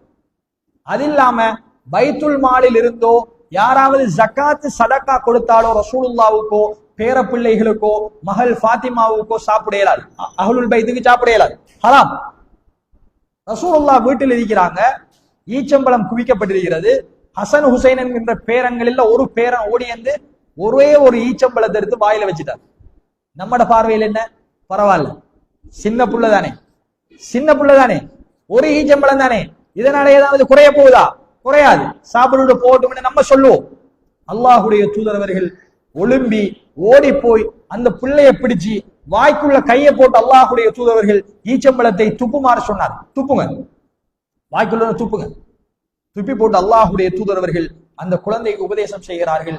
மகன் முஹம்மதுடைய குடும்பத்திற்கு இந்த சதக்கா பொருட்கள் ஹராம் என்று உங்களுக்கு தெரியாதா? சாப்பிடாதீங்க. அது ஒரு ஈச்சம்பழம் தானே, சாப்பிட்டுட்டு போகட்டும் என்று அல்லாஹுடைய தூதரவர் விடல. அல்லாஹுடைய தூதரவர்கள் அந்த குழந்தைக்கு அடிப்படையான அறிவை கொடுக்கிறார். மகன், இது ஹலாலான சாப்பாடு தான், ஆனால் நமக்கு இது அல்லாஹ்வால் ஹராமாக்கப்பட்டிருக்கிறது. சதக்காவை நாம் சாப்பிடக்கூடாது. ஆளு முஹம்மதுடைய குடும்பத்திற்கு இது ஹராமாக்கப்பட்டிருக்கிறது. இனிமேல் இப்படியான உணவுகளை நீங்கள் எடுத்து சாப்பிடக்கூடாது மகன் என்று ரசூலுல்லாஹி ஸல்லல்லாஹு அலைஹி வஸல்லம் அவர்கள் அந்த குழந்தையினுடைய வாயில் இருந்த ஈச்சம்பழத்தை எடுத்து துப்பி விட்டார்கள் என்பதை கணியத்துக்குரிய சகோதரிகளை நாங்கள் பார்க்கிறோம். அதே மாதிரி தான் உமர் இப்னு அபீ ஸலமா ரலியல்லாஹு அன்ஹு அவர்கள் அறிவிக்கின்ற ஒரு செய்தியை பாருங்கள். ரசூலுல்லாஹி ஸல்லல்லாஹு அலைஹி வஸல்லம் அவர்கள் சாப்பிடுவதற்கு உட்கார்ந்தால் நபிகளாரோடு நிறைய பேர் சஹன்ல இருந்து சாப்பிடுவாங்க. ஒரு நாள் நானும் ரசூலுல்லாஹி ஸல்லல்லாஹு அலைஹி வஸல்லம் அவர்களுடைய சஹன்ல சாப்பிடுவதற்கு உட்கார்ந்துட்டேன். சின்ன பிள்ளைன்னா என்ன செய்யும்? சாப்பிடுகின்ற பொழுது கையை இங்கேயும் போடும், அங்கேயும் போடும், அங்கேயும் அலையும். இது பிள்ளைகளுடைய குணாதிசயம். நம்மண்டா பிள்ளை அப்படி நடக்கிறத கண்டா தொடையில ஒரு திருகுவோம், அல்லது கண்ணை காட்டுவோம், வீட்டுக்கு வாங்க கவனிக்கிறேன்னு சொல்லுவோம். அல்லாஹுடைய தூதர் அந்த சபையில் இருக்கிறான். சின்ன பிள்ளை, பெரியவர்களும் இருக்கிறாங்க, ரசூலுல்லாஹ் வந்து சாப்பிடுறாங்க. இந்த புள்ள கையை அங்கேயும் இங்கேயும் போட்டுச்சு. இப்ப ரசூலுல்லாஹி ஸல்லல்லாஹு அலைஹி வஸல்லம் அவர்கள் அந்த குழந்தையோடு எப்படி நடக்கிறாங்கன்னு பாருங்க. இதுலதான் எங்களுக்கு படிப்பு நெறி. அது அந்த சஹாபி பெருத்து வந்து அறிவிக்கிறார். இதுல என்ன பகடி என்றால், அந்த சஹாபி இந்த சம்பவத்தை அவருக்கு தான் நடக்குது. அவர் பெரியாளாக வந்து இந்த சம்பவத்தை அல்லாஹுடைய தூதர் ஸல்லல்லாஹு அலைஹி வஸல்லம் அவர்களுடைய சம்பவத்தில் இப்படி நடந்தது என்று அறிவிக்கிறார். முஸ்லிம்ல வரக்கூடிய செய்தி.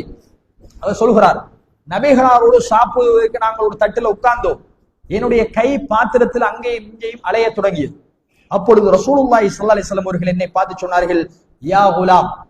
நபிகளார உபதேச டைரக்டா அல்லாஹுடைய தூதர்கள் அந்த பிள்ளைட மனம் நோகுற மாதிரி நடக்கல. அல்லாஹுடைய தூதர்கள் சொன்னார்கள், யா குலாம் சம்மில்லாஹி தஆலா. மகனே, முதல் பிஸ்மி சொல்லு. ரசூலுல்லாஹ்ட முதல் அறிவுரை கையை அங்கே இங்கே போடாதங்க என்று சொல்லல. முதல் சொன்னார்கள் அல்லாஹுடைய தூதர்கள், சம்மில்லா, அல்லாஹுடைய பெயரை சொல்லுங்கள், பிஸ்மி சொல்லுங்கள். வக்குல் பியமீனி, மகன் உங்களோட வலது கையால சாப்பிடுங்க, உங்களோட வலது கையால சாப்பிடுங்க. மூணாவது தான் ரசூலுல்லாஹ் சொல்ல வந்ததை சொன்னாங்க, வக்குல் பியமீனிக் வக்குல் மிம்மா எலிக், உங்கள் பக்கம் எது இருக்கோ அதை சாப்பிடுங்க. இன்டிரெக்டாக ரசூலுல்லாஹ் ரியாக்ட் பண்ணாங்க. மற்றவண்ட பக்கம் கையை போடாத என்பதற்கும் ஒண்ட பக்கத்தில் இருக்கிறத சாப்பிட என்பதற்கும் நிறைய வித்தியாசம். மற்றவண்ட பக்கம் கையை போடாத என்றால் அவரது குழந்தைக்கு அவமானம், அந்த குழந்தையோட மனசு பாதிக்கும். அல்லாஹுடைய தூதர் என்ன சொன்னார்கள், மகன் உங்களோட பக்கம் இருக்கிறத சாப்பிடுங்கன்னா அதனுடைய மறு வடிவம் மற்றவண்ட பக்கம் கையை போடாதீங்க என்பதுதான் அதனுடைய மது அர்த்தம். அப்ப அல்லாஹுடைய தூதரவர்கள் குழந்தைகளோடு எப்படி இரக்கமாக நடந்து, ஒரு பாவத்தை காணுகிறோம், ஒரு குழந்தை பச்சை புலண்ட செய்து ஒரு தவறுண்ட செய்தென்றால் அதை திருத்துவதற்கும் இஸ்லாம் எங்களுக்கு அழகிய நடைமுறையை தந்திருக்கு. நம்ம நடக்கிற நடத்தை அந்த பிள்ளையை இன்னும் ஒரு பாவம் செய்வதற்கு தூண்டக்கூடாது. நம்ம காட்டுகிற கடுமையும் இருக்க வேண்டும், இரக்கவும் இருக்கிறது. ஒரு சாபி வாரர் ரசூலுல்லாஹி ஸல்லல்லாஹு அலைஹி வஸல்லம் அவர்கள் தன்னுடைய பேர குழந்தையை கொஞ்சிக்கிட்டு இருக்காங்க. அவருக்கு ஆச்சரியமா போயிடுச்சு. பார்த்து கேட்டார், யா ரசூலல்லாஹ், எனக்கு 10 குழந்தைகள் இருக்கிறாரு, இப்படி அதுல ஒரு குழந்தையை கூட அல்லாஹ்வுடைய தூதரே நான் இப்படி முத்தமிட்டதில்லை என்று சொன்னார். ரசூலுல்லாஹி ஸல்லல்லாஹு அலைஹி வஸல்லம் சிரித்து விட்டு சொன்னார்கள், யார் இரக்கம் காட்டவில்லையோ அவருக்கு அல்லாஹ் இரக்கம் காட்ட மாட்டான் என்றார். அப்ப பிள்ளைகளை கொஞ்சுறது, பிள்ளைகளுக்கு அன்பு காட்டுறதுங்கிறது இஸ்லாம் சொன்ன இபாதத். அதே நேரம் பிள்ளைகள் தவறு செய்கின்ற பொழுது தண்டிக்க வேண்டும். ஆனால் அந்த தண்டனை எங்களை விட்டு அந்த குழந்தைகளை தூரமாக்க கூடாது, அல்லது இன்னும் ஒரு பெரிய பாவத்தை செய்வதற்கு வழியாக அமைந்து விடக்கூடாது. இன்னைக்கு சில வீடுகளில் பெற்றோர் பார்க்கிறோம், பிள்ளைகளோட அன்பில்ல, பாசம் இல்ல. வாப்பா வீட்டுக்கு வந்தா ஒரு ஒரு ஒரு ஆமிகாரன் வார மாதிரி, ஒரு எஸ்டிஎஃப் வார மாதிரி குழந்தைகள் உணர்வதை பார்க்கிறோம். சில வீடுகள்ல பெருமையா சொல்வதை கூட பார்க்கிறோம், அவர் உம்மாண்டா நில்லண்டா நிற்பார், இனி என்றா இருப்பார். அந்த அளவுக்கு உம்மா ஸ்ட்ரிக், பாப்பா அந்த அளவுக்கு ஸ்ட்ரிக் இருக்கணும். கணியத்துக்குரிய சகோதரிகள், இல்லை என்று சொல்லல். அந்த குழந்தை தவறு செய்தால் கண்டிக்கிற பெற்றோர்களாக இருக்கணும். ஆனால் எந்நேரமும் அந்த குழந்தைகள் எங்களை வெறுத்து ஒதுக்குகின்ற குழந்தைகளாக அந்த குழந்தைகளை வளர்க்கக்கூடாது.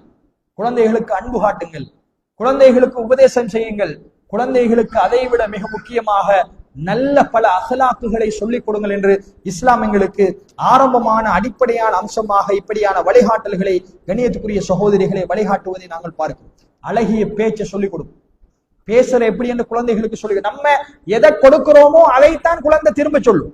நீங்க பாருங்க, திடீரென்று ஒரு பிள்ளை ஒரு கெட்ட வார்த்தை பேசும், எல்லாருக்கும் ஆச்சரியம். எப்படி இந்த கெட்ட வார்த்தை இந்த பிள்ளைக்கு தெரியும்? ஒரு சபைக்கு பேத்துருவோம், ஒரு சொந்தக்கார வீட்டுக்கு கூட்டி போயிடுவோம், அந்த குழந்தை திடீரென்று இந்த ஒரு வார்த்தையை பயன்படுத்தினால் சங்கடமாக போய்விடும். என்னடா இப்படி ஒரு வார்த்தையை பேசிட்டானே, இது யார் இந்த பிள்ளைக்கு சொல்லிக் கொடுத்த? யாரும் சொல்லிக் கொடுக்க. வானத்துல இருந்து வகி வந்துச்சா? வரல. நம்ம வீட்டுல கதைக்கிறத புள்ள கேட்டுச்சு, பாடமாகிடுச்சு, அவ்வளவு. அது பச்சிலம் குழந்தை. எதை போடுறோமோ அதை திருப்பி தரும், எதை சொல்றோமோ அதை பேசும், எதை மனப்பாடம் பண்றோமோ அதை திரும்ப ஓதும். இதுதான் குழந்தைகளுடைய இயல்பு. அதை இப்ராஹிம் நபியோட வரலாற்றில் நீங்க பார்க்கலாம். இப்ராஹிம் நபி கனவு கண்டார். நம்ம வரலாறு படிச்சிருக்கோம். என்ன கனவு? மகனை அறுக்கணும், மகனை அறுத்து பலியிடுவதாக இப்ராஹிம் கனவு கொண்டார். இத்தனை வருஷத்துக்கு பிறகு 89 வயசுல முதலாவது குழந்தை இஸ்மாயில கொடுத்த அல்லாஹ் சோதனை ஆக்கினான். அந்த இப்ராஹிம் இஸ்மாயிலை அறுங்கள், வேற வழி இல்ல. திரும்ப திரும்ப கனவு வருது, நபியே நீங்க குழந்தையை அறுக்கணும். இப்ப குழந்தையை அறுக்கிறன்னா தூக்கி போய் டக்குன்னு அறுக்கிறதா? அறுக்கல. எப்படிப்பட்ட குழந்தை? கை குழந்தையும் இல்ல, வளர்ந்து ஓடி திரிந்து வாப்பட கையை பிடிச்சு நடக்கிற பருவம். அப்படியான கட்டத்துல அல்லாஹ் அறுக்குமாறு கட்டளையிட்டார். இப்ராஹிம் அலைஹிஸ்ஸலாம் அவர்கள் மகனை கூப்பிட்டார். இதுல நமக்கு படிப்பினரி. அந்த மகனோட அந்த தந்தை எப்படி பேசினார், அந்த குழந்தை தந்தையோடு எப்படி பேசிச்சு என்பதுதான் நமக்கு இருக்கிற படிப்பினை. இப்ராஹிம் நபி மகனை கூப்பிடார். கூப்பிட்டு என்ன சொன்னார்?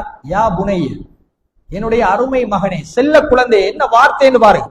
நம்ம ஊராண்ட மான கூப்பிட கூட, ஊரா விட்டு பிள்ளைய கூப்பிட கூட செல்ல மகன் தங்கமான நம்மட பிள்ளைண்டா டேம் செல்லமா இல்லையா? இது மாத்தி கொள்ள வேண்டும். ஊராண்ட பிள்ளைக்கு அன்பு காட்டும், சாக்லேட் கொடுப்போம், நம்மட பிள்ளைக்கு அதை செய்ய மாட்டோம்.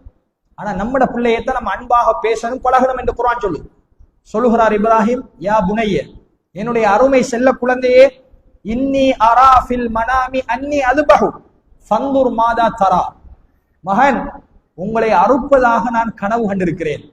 எப்படிப்பட்ட குழந்தை? நடந்து திரிகிற சிறு ஒரு 2 வயசு குழந்தை வைப்பமே உதாரணத்துக்கு, பாப்பாட கையை பிடிச்சிட்டு நடக்கிற குழந்தை. உங்களை அறுப்பதாக கனவு கண்டிருக்கிறேன். ஃபந்துர் மாதா தரா, இது குறித்து உங்களோட அபிப்பிராயம் என்ன? அல்லாஹ் அறுக்க சொல்லி இருக்கிறான். இது நம்மட வீட்டுல நடந்தா இப்படி ஒரு சம்பவம். நம்மட பிள்ளைய கூட்டிட்டு போய் மகன் உங்களை அறுக்க போறேன்னு சொன்னா நம்மட மகன் எப்படி ரியாக்ட் பண்ணும்? வாப்பாக்கு தலை கலடிட்டு சொல்லுவான் உடனே, உம்மா பைத்தியம் பிடிச்சிட்டு சொல்லுவானா இல்லையா? ஆனா அந்த பிள்ளைய இப்ராஹிம் நபி எப்படி வளர்த்திருக்காரு பாருங்க. மகன் உங்களை அறுக்க போறேன்னு கனவு கண்டிருக்கிறேன், உங்களோட கருத்து என்ன? அறுக்கட்டுமா?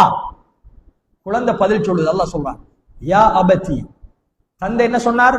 யா புனைய, என்னுடைய அருமை குழந்தைன்னு சொன்னார்.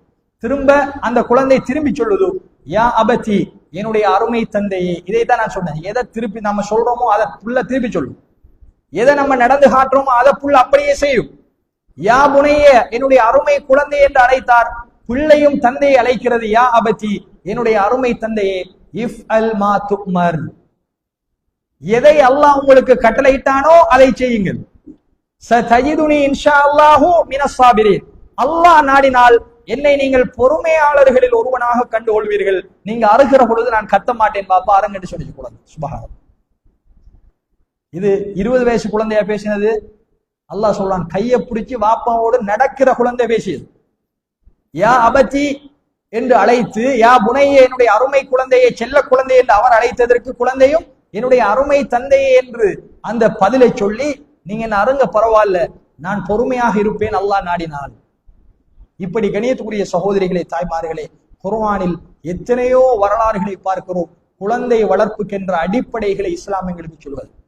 எனவே நாம் ஒவ்வொருத்தரும் புரிந்து கொள்ள வேண்டும், குழந்தை பாக்கியம் என்பது ஆணோ பெண்ணோ அல்லாஹ் எங்களுக்கு தந்திருக்கின்ற அருள் என்பதை புரியும். அந்த குழந்தைகளுக்காக பிரார்த்தனை செய்கின்ற பெற்றோர்களாக நாங்கள் இருக்கப்படும். அவர்களுடைய மறுமை வாழ்வும் உலக வாழ்வும் அவர்களுடைய கபருடைய வாழ்வும் சிறப்பதற்காக நாம் ஒவ்வொருத்தரும் பிரார்த்தனை செய்ய வேண்டும். அதே நேரம் இந்த உலகத்துல எங்களோட குழந்தைகளுக்கு நல்ல வழிகளை சொல்லிக் கொடுக்கின்ற, நல்ல உபதேசம் செய்கின்ற உபதேச ஆளிகளாக நானும் நீங்களும் இருக்க வேண்டும். அப்படிப்பட்ட குழந்தைகளை அல்லாஹு தஆலா எனக்கும் உங்களுக்கும் தர வேண்டும். எனவே கண்ணியத்துக்குரிய சகோதரிகளே, கேட்ட விடயங்களை ஞாபகம் வைத்து எங்களுடைய வாழ்வில் அமல்படுத்தி எங்களுடைய குழந்தைகளை சாலிஹான குழந்தைகளாக வளர்த்தெடுப்பதற்கு எல்லாம் வல்ல அல்லாஹு தஆலா எனக்கும் உங்களுக்கும் துணை புரிவானாக. வ ஆகிரு தஅவானா அல்ஹம்துலில்லாஹி ரப்பில் ஆலமீன்.